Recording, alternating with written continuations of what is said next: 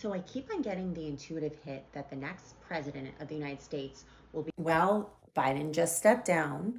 So let's take a look at a few possible female candidates for the president of the United States in their transits on November 5th, 2024, which is the date of the US elections.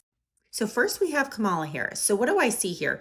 Jupiter, which is our good luck, which is our expansion, is going to be very, very close to her ascendant that day. And actually, by the time of inauguration, it will be right on her ascendant and her north node right there in Gemini. So what that means to me is yes, like there's some kind of up leveling of wisdom in the public eye. And then I look at her 10th house here. It looks like Saturn is really, really close to the conjunction with Chiron in her 10th. So if she was elected, it would be almost like it'd be a lot of public controversy and shame around this, and a lot of like, is she really the president? And because we have that Saturn, which would oppose her Pluto and Venus in fourth house, it would take quite a strain on her personal and family life. It is interesting to note that Juno, which will ingress into Scorpio around that time, will be right conjunction on her Mercury in the fifth house. So it's almost as if she takes a new role, if you will, with the collective. But fifth house is a lot about making people feel better and being in some kind of casual role. So, from this chart, it does not look like to me that Kamala will be the president of the United States. I'm just saying it. I mean, there could be something here. There's definitely an upgrading and an up leveling for her, but it just doesn't seem with that Juno Mercury in the fifth in Scorpio that this is something for her. It's almost like she might be writing something around that time, like a tell-all, or maybe doing some journalism, being some kind of, correspondent for one of the channels, but I don't see her being president.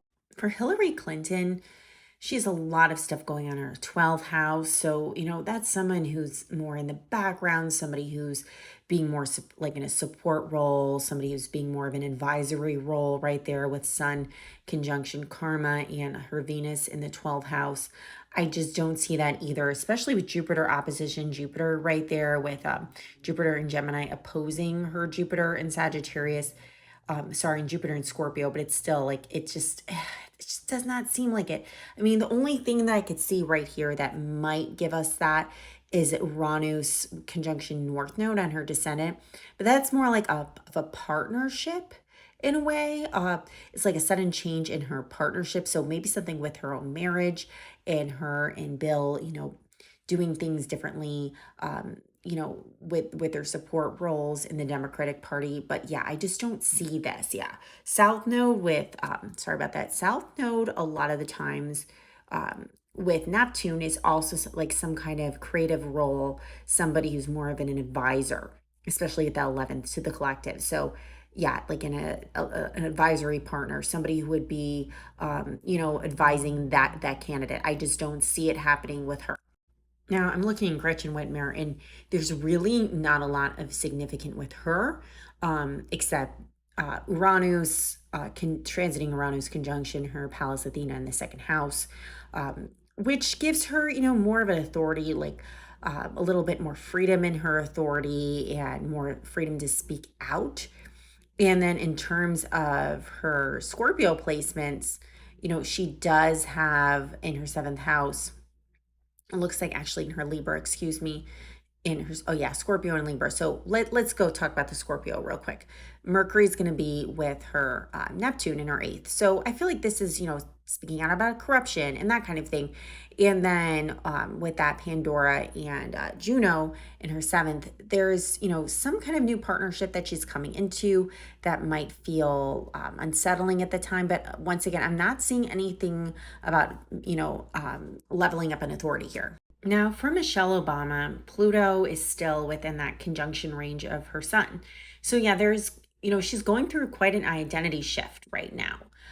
And her sun is in the 12th house. So, I think a lot of that is, contemplating her next move and understanding herself at a more spiritual level, more of a 5D kind of level.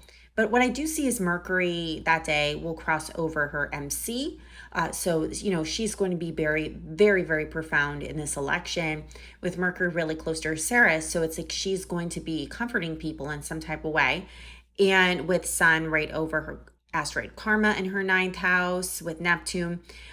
It seems to me that she's just once again, important figure in the political arena because ninth house is world affairs, but I don't really see anything of permanence because Sun Neptune is more of a concept than a real role.